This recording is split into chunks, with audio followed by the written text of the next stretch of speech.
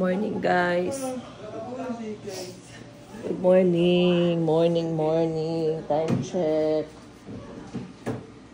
check. Mag-alas 6 ng buntag. And nandito na tayo ngayon sa Cebu City. Big shout out sa nag-sponsor ng aming pinastay kami sa kanilang accommodation. Mga mababait na mga sponsor at kaibigan ng aking mga kapatid. Pinayagan nila kaming magstay habang nandito kami sa Cebu sa kanilang mga property. So, andito tayo ngayon sa Mandani Bay, Cebu. And bigyan ko kayo ng mabilis na tour lang kasi aalis na kami today alas 8 papunta sa aming highlight activity ngayong araw, which is finally ang pag-abot ng mga tulong na dinala natin from General Santos City at sa ibang parte ng Pilipinas, galing sa ibang OFW papunta sa mga biktima ng bagyo. So, una, nandito tayo sa may master's bedroom. Ayan. Medyo makalat dahil wala'y signal. Dito kami natulog. Si Ate Bal, Madam Sheena, si Boss Arlene, si Madam Ten Gives. Ligo ka na, ay magbihis ka na. At ako, dito ako natulog sa gilid.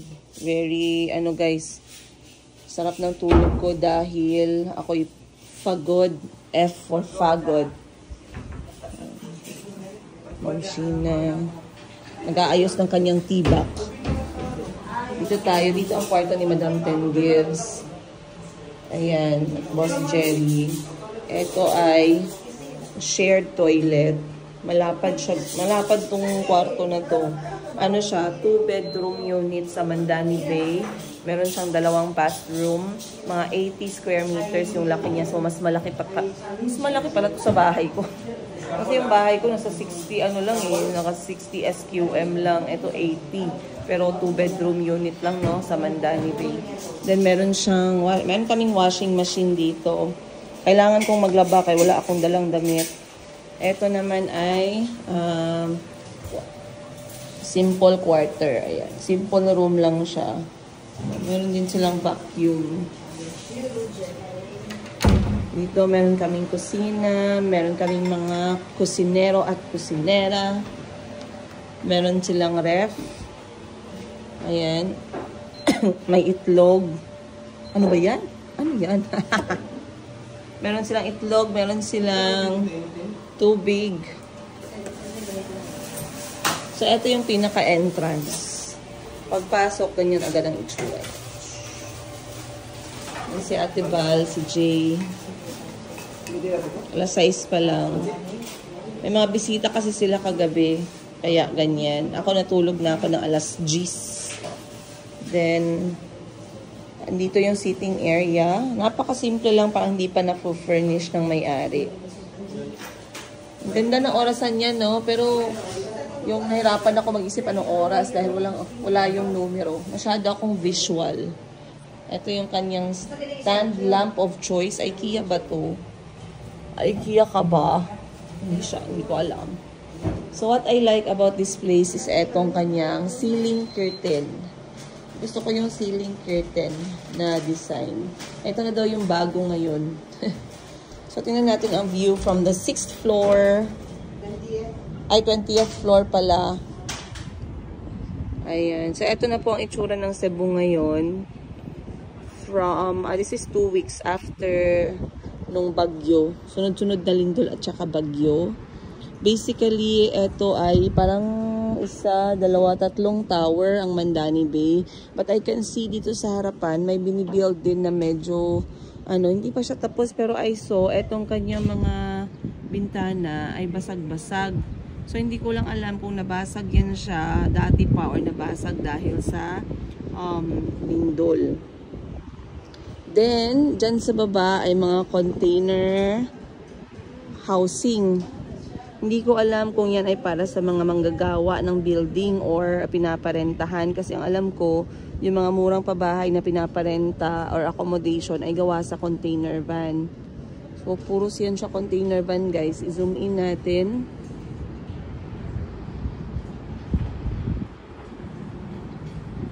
Ayan. Okay. Grabe no, ang daming high-rise building no, dito sa Cebu. Kaya pala, for me nakakatakot kapag lindol. So far, maganda naman ang panahon. Maliwalas, mahangin, parang hindi uulan, pero tingnan natin mamaya. Swimming pool ng Mandani, ayan ang kanyang pool. Wala na tayong panahon mag-check out ng pool nila kagabi kasi alas 9 na kami nakarating and natulog na kami ng mga alas 10 dahil sa sobrang pagod. So, kakain ang lahat. Ayan, meron na kaming pagkain dito. Merong corned beef, merong hotdog, merong saang. Pero wala na siya sa shell niya. Then, sukang sausawan. Merong kanin. Ha? Tatbahin mo. Kakain na tayo.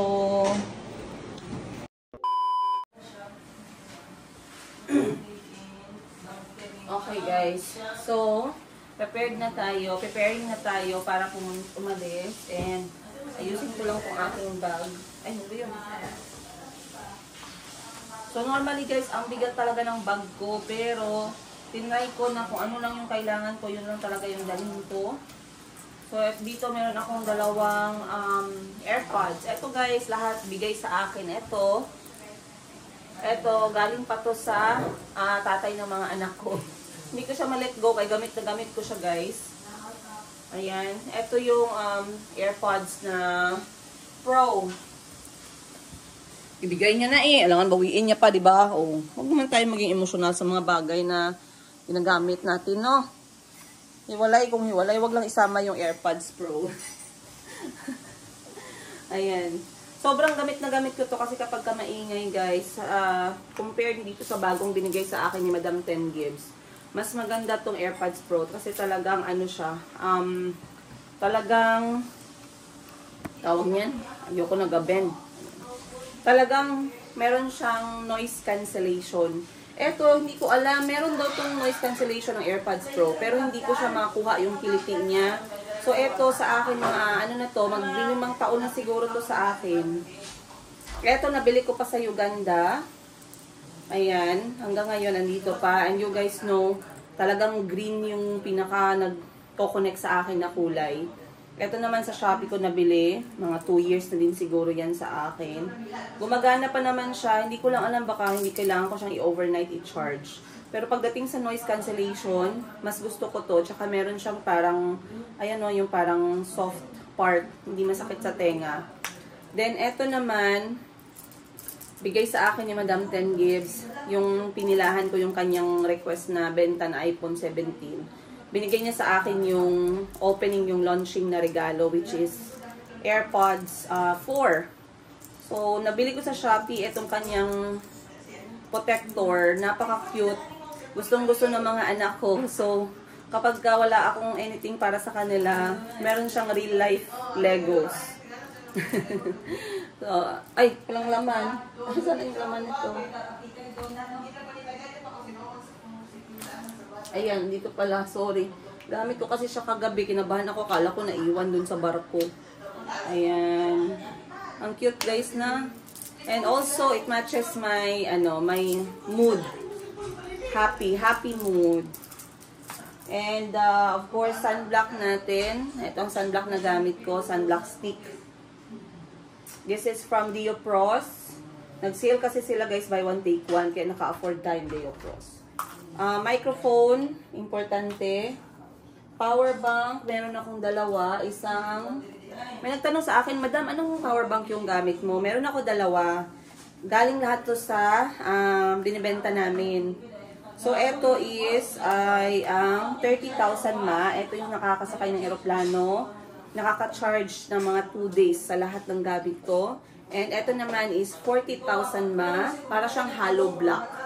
Nilagyan ko ng sticker. Ayan. This one, hindi nakakasakay ng aeroplano. So, by land lang to siya pwede. Tapos, ID cards, wallet, wires and cords. Ayan. Importante. Ay, parang may nawawala akong gamit. Ang aking sunglasses. Baka nahulog ko. Nahulog ko ang sunglasses ko somewhere, no? Tama. Or magyapon ay. Hindi, okay yung panty liner. Hindi ba? I mean, ano din ako talaga. Ayan, meron tayong tissue, wet wipes.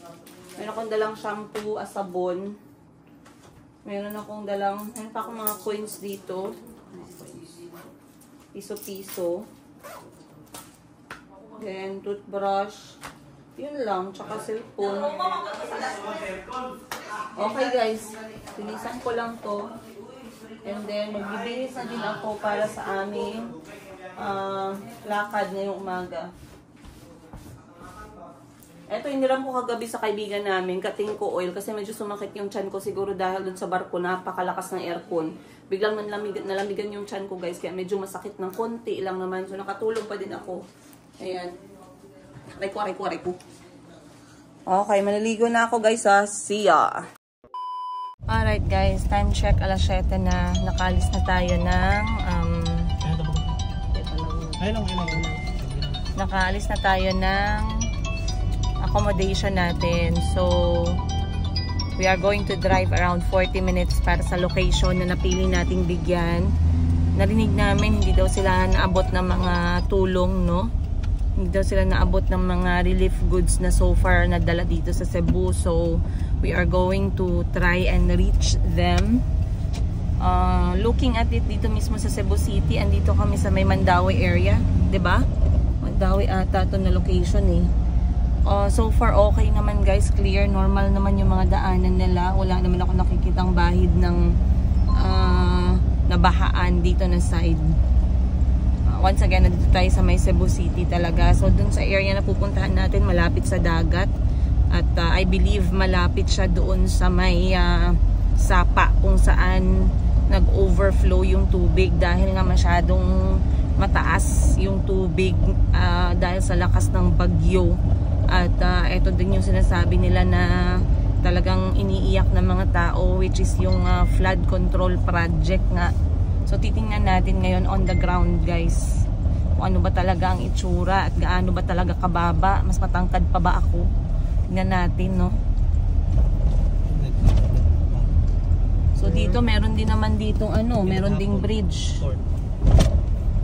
Pero wala naman ako nakikitang bahid ng daan dito ng ng bagyo. Kahit sa lindol, wala din, no? Wala ako masyadong makitang epekto ng lindol dito na side. Okay. 40 minutes guys, let's go. A few moments. Ito ma'am. Dito tayo sa Alright. Okay guys, nagsisimula na tayo ngayon na mag-drive-thru dito sa mga barangay na talagang natamaan ng typhoon, no? As you can see, tumba lahat yung mga puno. Ayan, no? Tumba yung mga puno. Ito na yung kanilang yung kanilang flood control project sa may tulay. Ayan, kita natin dito mamaya. Papakita ko pa sa inyo. Kahit subdivision guys, sira. Kahit subdivision, wasak. Walang patawad talaga. So, let's drive through muna tayo dito kasi meron kaming ka-meet up kasama na nag-organize. Kasi guys, medyo ang mahirap, ang tricky na part is kapag hindi tayo makipag-coordinate, malaki yung chance na tayo ay tatapukan. Tama ba yung term ko? Tatapukan ng mga tao at hindi natin sila ma-manage. Kaya kailangan natin makipag-partnership sa dun sa mga head of the community, no? And ang dinig ko, madami nang nabigyan kapag nasa mga evacuation center kasi doon talagang dumidiretso. Pero yung mga on the spot mismo, doon mismo sa talagang mga lugar kung hindi nakalikas yung mga tao at talagang pumalik sila agad sa mga bahay nila, hindi sila naabot. Kaya try natin na maabot sila today. So hanggang ngayon naglilinis pa yung mga tao. So i-flip ko na yung camera para makita ninyo yung sitwasyon dito sa harapan. Pakitanggal ko ako niyan ate, mga tape. tsaka ang papel kasi nag-ano siya, nag-reflect. Ayan, salamat. So, medyo maputik pa din kahit ilang araw nang medyo mainit. 7-Eleven daw siya nag-aantay, nakamotor kasi papasok daw yung pupuntahan natin. Hindi ko alam kung nakakuha ba sila ng ano. Wala pwedeng dito, naabot ba dito? Wala dito. Meron din dito eh, oh. Oh, na ano din siya. Basang-basa pa din talaga yung mga lupa, oh. Grabe.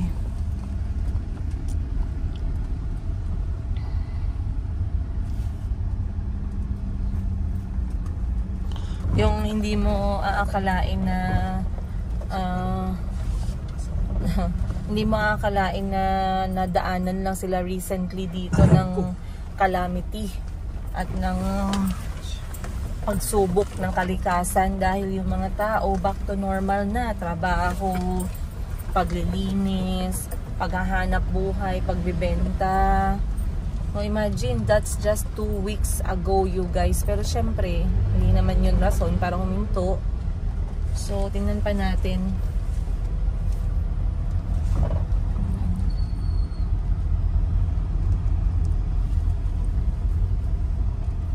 $305.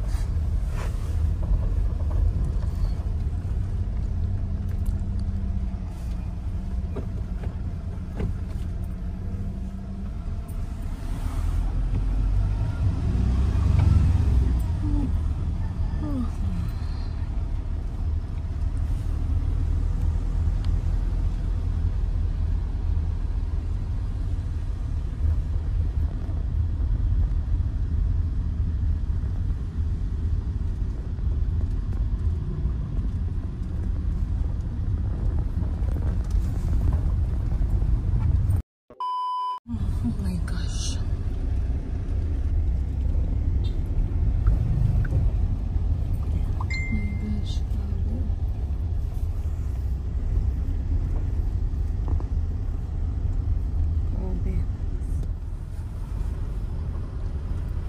Ito yung mga bahay at subdivision katabi nung Talisay na river.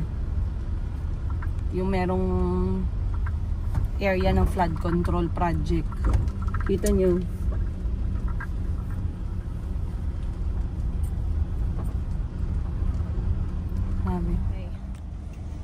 Time check natin, alas 9:30. Medyo nahirapan kami guys, no, sa napuntahan namin na location kasi masyadong masikip yung Eskinita at nagkalituhan kami kasi ang unang dinalahan sa amin is subdivision area. Ngayon, mas better na dito tayo banda sa may mga evacuation area, itong mga nasiraan talaga ng bahay. So nag-change location tayo. And sa ngayon inaantay natin ang go signal dahil nga maputik, baka hindi po makapasok or makalabas itong dala nating sasakyan, itong truck.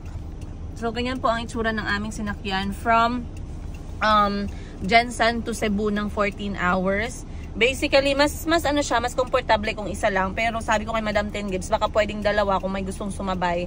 Kaya dalawa kami nakaupo dito. Pero medyo may kasikipan na talaga. Medyo nag-init yung mga puwet namin. Medyo nangalay yung katawan namin kasi hindi na kami masyadong makagalaw. But this is how it looks. Ayan, this is H100 yung size. Hindi naman siya kalakihan talaga, 4-wheelers. Yan yung area ng driver, si Jay. Maganda lang sa ano na to, maganda lang sa sasakyan na to is air condition siya dito sa loob. Kaya hindi kami nahirapan. Kasi merong isang ganito, si Madam Ten Gibbs, pero hindi siya aircon. So again, yeah, ganyan yung aming sitwasyon dito. Dito din kami kumakain kapag na-stop kami for lunch time kasi meron naman kaming baon na ano kakainin namin. May kanin kami, may ulam. Pag hindi naubos, kakainin ulit namin para sa susunod namin na ano na meal stop. Ayun. So, alas 9, so far so good naman. We are hoping to finish mga by lunchtime. So, I think mata-target pa din natin yung lunchtime, no, once na nagpila yung tao para kumuha ng kanilang relief goods. So, try natin. Hindi ko alam makapagpalipad ba kaya ako dito ng drone Kasi medyo malayo tayo sa main location talaga. Pero mamaya pag nakalapit tayo, try ko magpalipad ng drone para makita naman natin yung ating yung ating sitwasyon from the bird's eye view. Okay guys, andito na tayo ngayon sa evacuation center yan dyan, sir? Hindi ma'am, Gawad Kalinga ma'am. Gawad Kalinga. Nag-housing sa kanang yata sa government. Urban di po na siya ma'am. So hindi tayo makapunta dun sa loob talaga guys kasi tawag nito, maputik.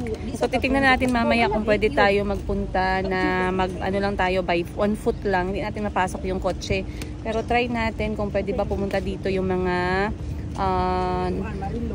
naapektuhan by pamilya para makapila sila, mabigyan sila ng relief goods para naman at least kahit na hindi tayo makapasok mismo doon dala yung sasakyan, maging maging successful pa din. Try natin. So ngayon meron ng ibang mga mamamayan. Ikot pa ginimuan Oo.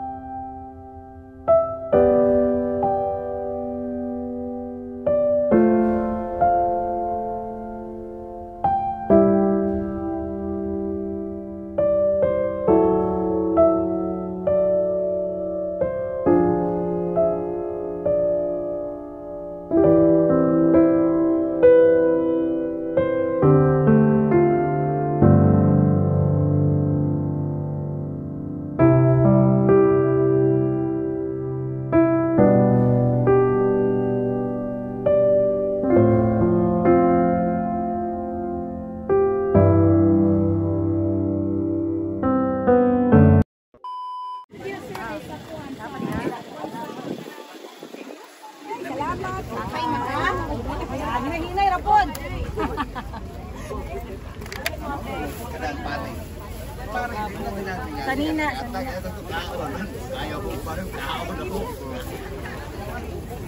Picture sa siguro to diri na sa itong knife masa nay. Okay. Salamat nay. Amping.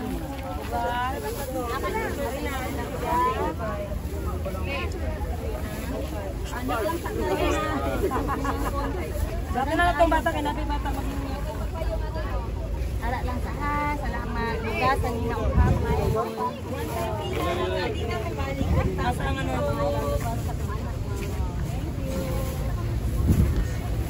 Pulihin pa dali dahil ako makuha na.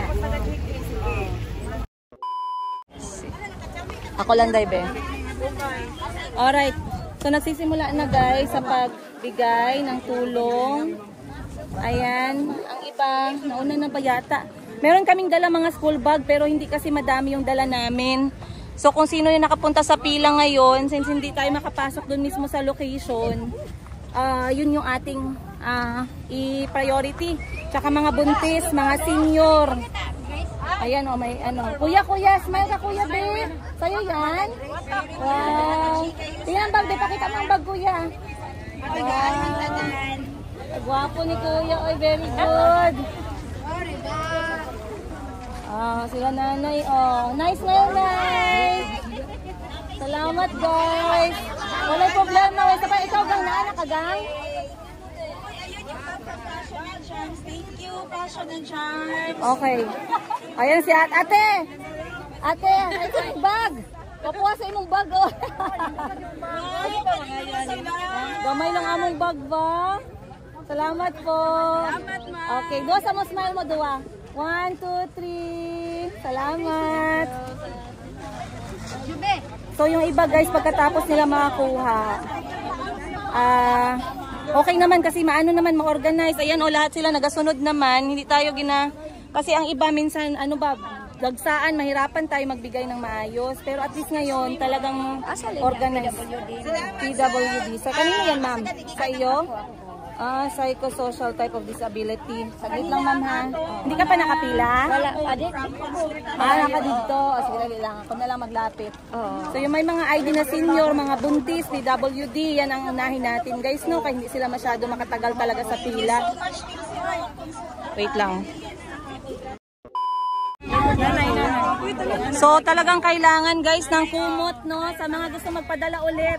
Sa mga gusto magpadala ulit guys, tuloy-tuloy, madami pa rin talaga ang dinaabot ng mga relief goods dito. Hindi pa sila, naabot na kayo relief goods, Nay? Okay. Sino ang mga hindi talaga nakatanggap? Nakatanggap na kayo relief goods, ate? Before? Ang lahat man siguro nakatanggap. Sa buong Cebu? Sa iba? May iba na hindi na nakatanggap eh. Mabansad ma'am, hindi kami taga-GK. Kasi ang ano guys, ang kailangan nila talaga bigas, kumot, mga pwedeng magamit, matulog kasi wala. Banig, ganon. Banig, kumot, bigas, importante talaga no. So if yung mga gustong magpadala ng tulong, gusto nyo din magpunta ng, magbigay ng relief goods, ganyan po yung target natin guys. Bigas, kumot, yun, importante yun. Damit, marami na mga nagbibigay ng damit. So bigas sana no, bigas, mga delata, pang-ulam, pwede. Kahit delata. Kumot guys, kumot talaga. Tsaka tuwalya kung pwede. Sa mga nag-order.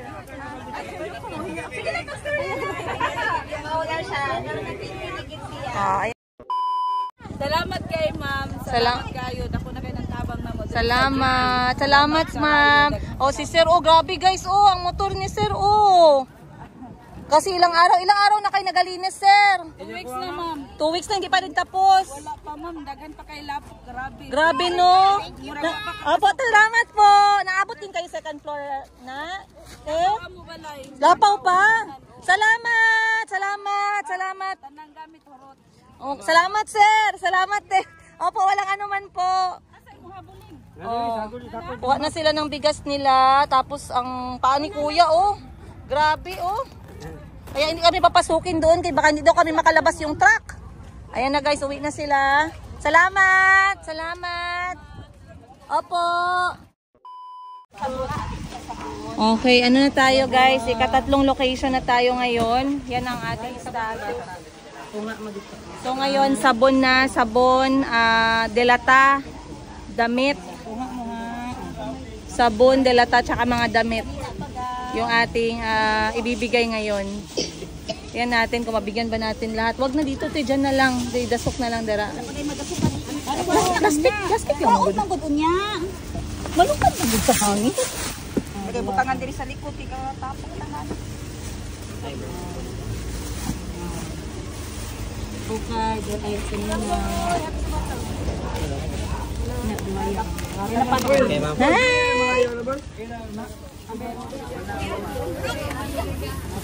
So ito yung area guys na naapektuhan talaga sila. Hanggang ngayon naglilinis pa, hindi pa din talaga sila tapos sa paglilinis.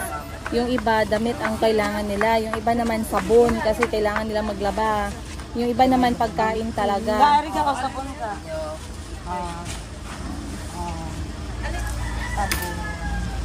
Ay, pagkaon no, pagkaon. Dai. Mag-ano pa lang tayo, mag-alas 12 ng tanghali. Ngayon magbibigay tayo ng mga grocery. So sa mga nag-donate ng grocery nga pala, maraming salamat. Sa mga nagbigay ng pera na ibili ng grocery, maraming salamat you guys. Nakabili tayo ng mga pack noodles, nakabili tayo ng mga delata, beef loaf, at saka sardinas. Nakabili din tayo ng sabon. So maraming salamat. Biskuit, meron din mga biskuit, meron din mga lata. Mga senior citizen yung una natin tinatarget, bigyan ng mga biskuit, no? Tsaka pagkain kasi syempre guys, mga vulnerable. Nice! Later. Yan, ang limpyo kaya no? Nang limpyo ka no? Oh. Galing siya sa paglinis ng bahay guys.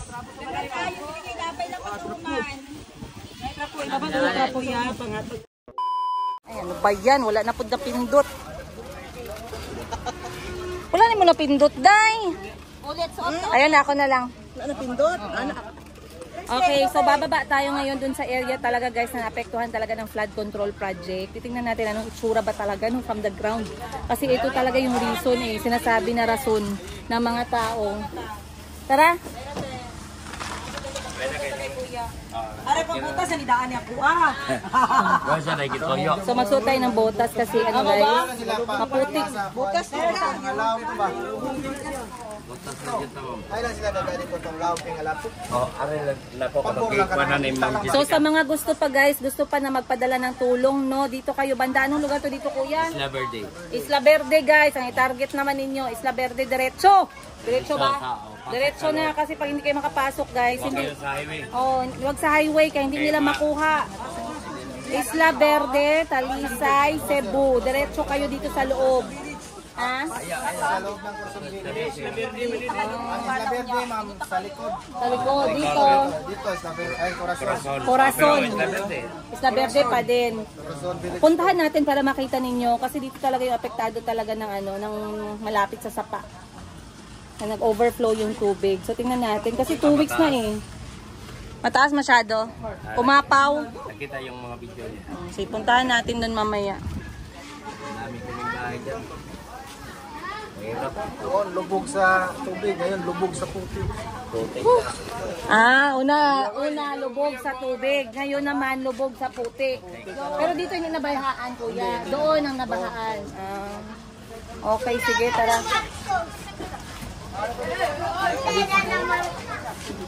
Tara.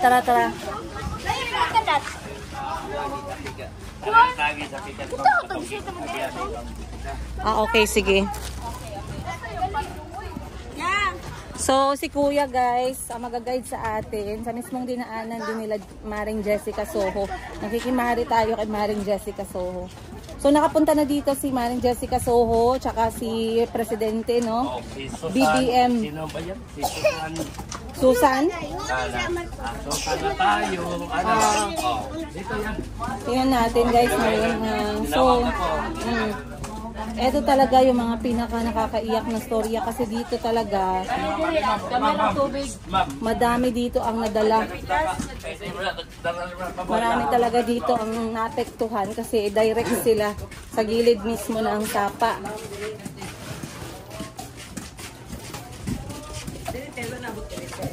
Makarin lang natin. So galing dun sa truck, maglalakad tayo siguro mga 5 minuto na.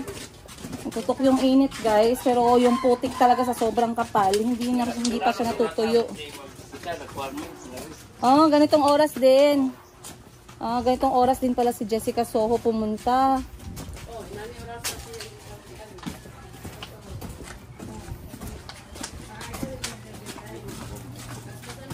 Grabe.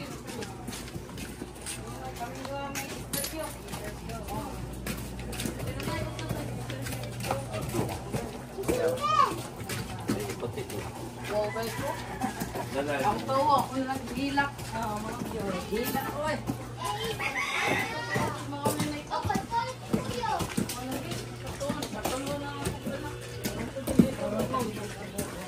Dito, ma'am. Dito ako.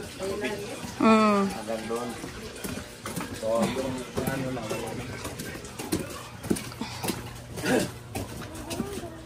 Doon, tini, ma'am. Kami. Nabigat kami dito. Taga dito ang tubig. Ayun na, simula na.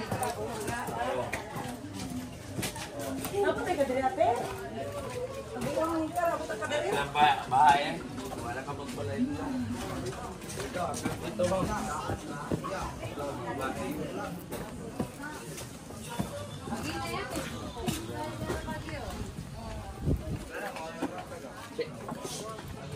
Wala na talagang masalba kuya, no? Wala talagang masalba kasi yung mga damit punong-puno ng putik. Parang mas lugi ka pa pag naglaba ka. Kaysa sa bumili ka ng bago. Dapat.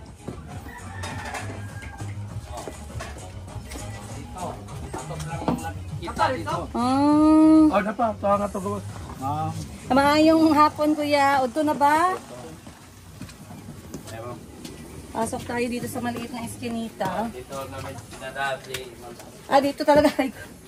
Dito.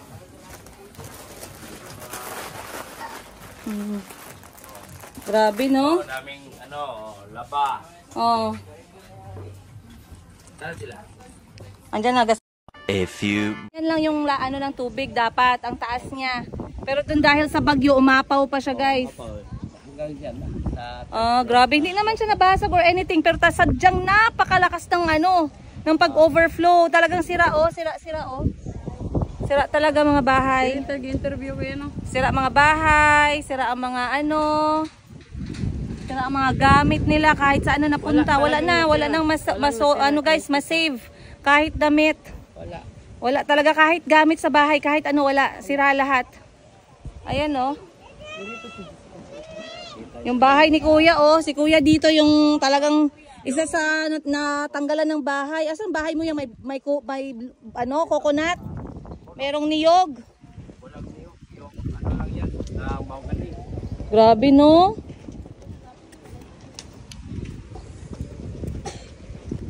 Grabe. So, ito yung usap-usapan ngayon na flood control project. Na bilyon-bilyon, guys. Ang inalat na budget ng gobyerno. So, kabila, dun sa kabila, ano siya, bato. Dito naman sa kabila, ano siya, semento. Grabe. Malalim to, Kuya, ngayon. Hindi naman. Ha? Hindi malalim, no? Mabong, hindi. Sa wala bang ano.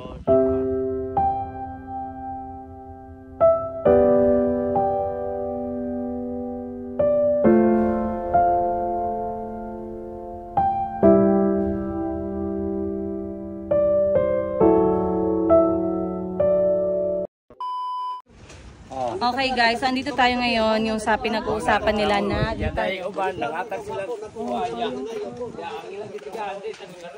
andito na talaga tayo ngayon guys sa spot kung saan talagang direct na apektuhan ng pagbaha na galing sa Sapa itong flood control project na ginawa ng government. At nung umapaw yung tubig dito, lahat ng kabahayan, both left and right, wala guys, walang natira. Lahat dinala ng tubig, nasira mga bahay, nasira lahat ng mga gamit, may mga buhay na nawala. So ito yung talagang pinaka malungkot, no? Kasi itong flood control project na to, ito dapat yung pipigil sa tubig. Pero sa sobrang lakas talaga ng pag-ulan at pagbaha, hindi din nakayanan at hindi nakapag-prepare ang lahat. Kaya nako guys, grabe, very heartbreaking.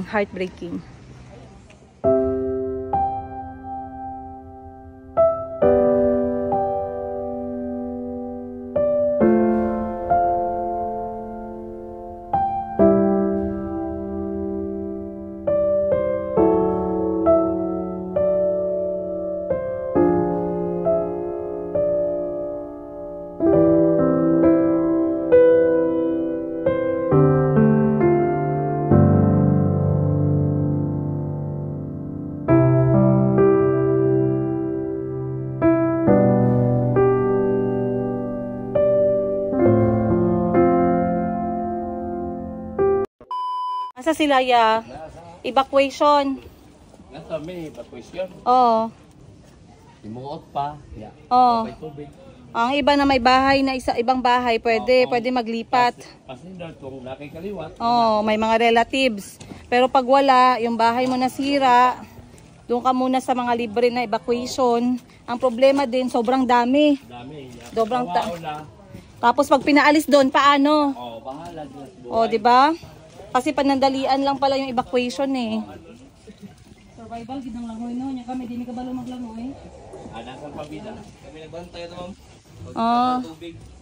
Grabe no. Wala akong nanay pa na. Tabay gangay. Tabay na sa tabay. Kana, di ami evacuate. Pasakap pa. Oh, di na may moy. Di madala. Oh.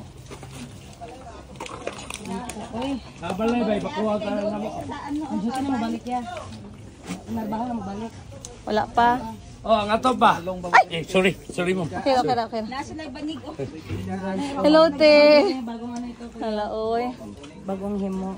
Mao, asa nabot imo hate? Baba pa, lapas pa. Taas pa? Kada mama, kada. Kuwat. Karang linya na brown. Ala lumat eh no. Kada. No. Grabe oh.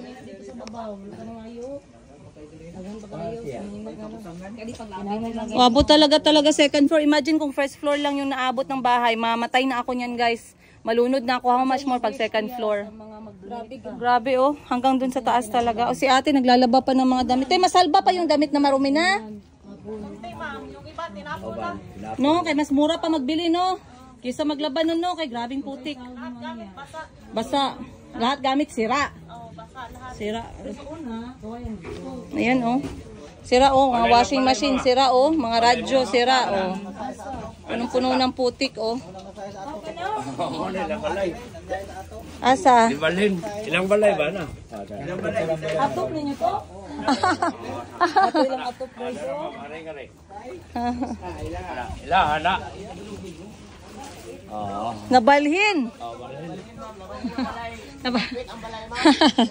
Yung bubong ng isang bahay lumipat sa kabilang bahay.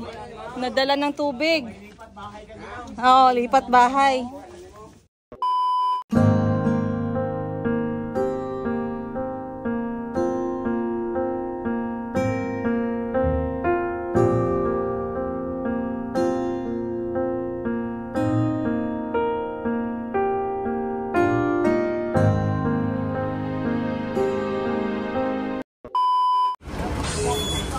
Okay guys, last na natin to ngayon.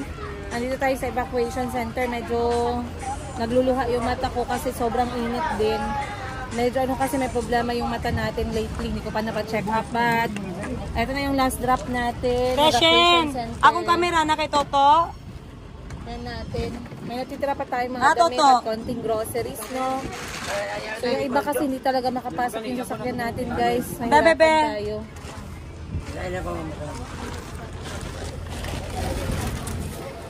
Asa na sila na? Siguro sa likod.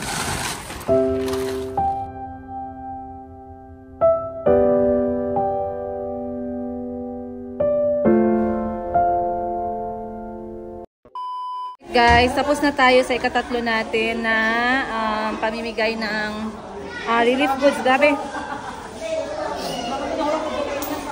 sobrang ano guys. So etong ano ngayon, ano to nila? Sports complex? Sports complex. Ginawa na siyang evacuation center. So ayan dito guys, mga evacuees na yan siya hanggang dun sa taas, hanggang dito sa gilid. So kung ano lang yung kaya natin ibigay no ng mga pagkain at saka damit. So ubos na guys, nakatatlong location tayo, nakabigay tayo over 200 to 300 na pamilya. Pwede tayo dito. Dili kayo gang? Saan kayo gang? Saan ka nag-stay? Sama tayo kay ate. Madami kayo dito ate. Saan ka pala nakatira? Sa Lawandos. Tapos ano nangyari sa bahay nyo? Nawala talaga. Pero okay naman pamilya mo? Okay lahat? Kompleto naman.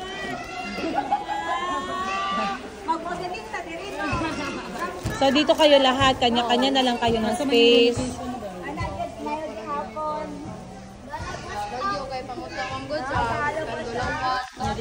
Ay nanay! Nakakuha ka nay? Damit? Okay, sige, mabuti. So ganito guys, ang kanilang si nanay mga evacuees dito sa kanilang government building, government na mga establishment, ginawa na siyang evacuation center. So ang nangyari, nilagyan na ng mga tent, yung may mga tent, maswerte sila, merong division. Pero pag wala kang tent, space lang talaga yung ibibigay sa'yo. Kayo na maglagay ng higaan ninyo, ang iba may electric pan, ang iba wala, sobrang init. So sana makakuha sila ng maayos na guys no, na relocation kay grabe. Ang dami-dami nila, hindi namin makaya. May nag-serve po yan no. Grabe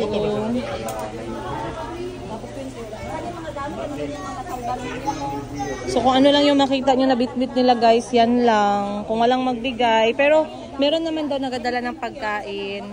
So dala lang nila kung ano yung kaya nilang masave. Ang iba may mga bigas. Ang iba may mga damit. Okay na din mga lutuan. Pero wala din, back to zero din talaga sila, no? Ayan, Grabe, grabe. Kayo mga bata, gagmay na pinag... Kaya nga. Wala man ang ginahin mo, pero sila rin nagpili. Nga din proud dito. May aircon o pandara. So mana ako sa mga private sector akong hangyo. Kung mahimo lang, pwede na itong gagmay minipan. Oo, minipan. Diba kita man ninyo minipan o kanang grade 2 init yun. Kaya kung pagkaon lang, labay-labay na. Kita ninyo. Madami pagkain? Panapton, wala. Madaming damit? A few moments. So, hindi natin alam anong plano ng gobyerno, guys. Antayin na lang natin. Sa ngayon daw, nag-aantay pa daw sila kung anong mangyayari. Pero ganyan ang itsura niya dito sa loob. Pumasok lang kami saglit pagkatapos namin nagbigay ng mga grocery at saka mga damit. naubusan na tayo ng bigas pero meron pang grocery. So ngayon ubos na siya guys. Wala nang laman yung ating truck. From puno to zero pero 3 lugar yung napuntahan natin. Meron tayong Talisay sa may Talisay Bridge. Meron tayong Isla Verde, San Isidro, Talisay. And then last is itong Talisay Sports Complex ulit. Ayan.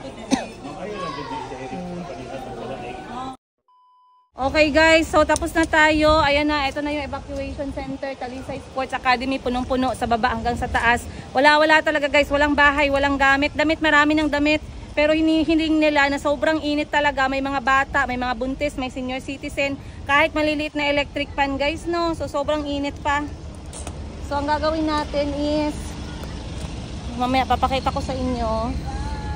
Asan ang Asan si Jay? Hi guys, we're done. Mission accomplished.